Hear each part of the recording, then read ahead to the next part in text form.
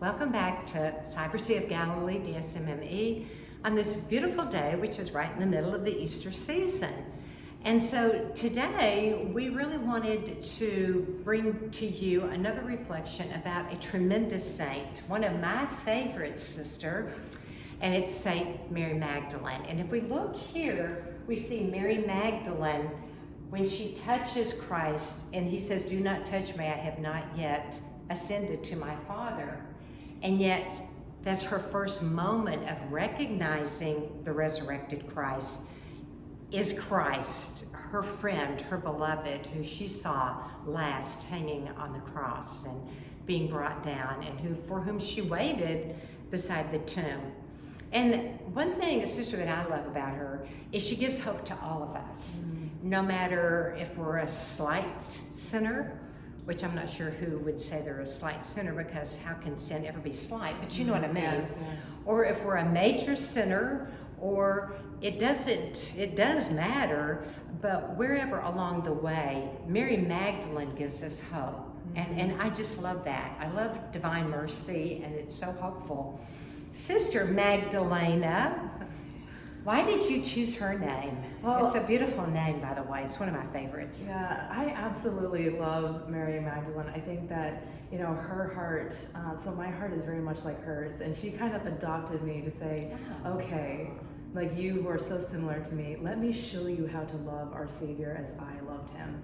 Because yes, she was a big sinner, which gives a lot of hope, but she was a passionate Yes, I love follower that. of him. I mean, she literally left everything. I recently read a meditation that for a woman to leave the house without a family member was a big thing. And of course, Mary Magdalene, when she was in sin, she was estranged from her family, and she just gave up everything. When Jesus, released her and saved her from those demons, she wanted to give everything in return, and she did. She was one of the first women that followed Jesus and provided for him and his disciples out of her means, along with the other holy women.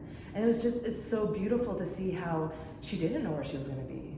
There was no security. She was willing to leave everything that she knew for this unknown of following Christ. And how many people are afraid of that unknown?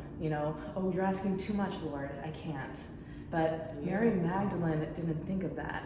When she gave herself fully. And we can see that even in, Jesus' passion, death. She was there, she did not leave. And she was with the Blessed Mother, and she was one who watched Jesus, watched where his body was laid in the tomb. The women weren't supposed to be there, and yet she could not contain herself. She had to be there, which is that passion. I know she had to be also at the tomb. It was completely and totally unexplainable. Reason was saying, he is dead.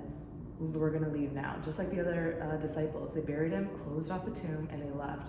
But Mary was compelled by love to stay.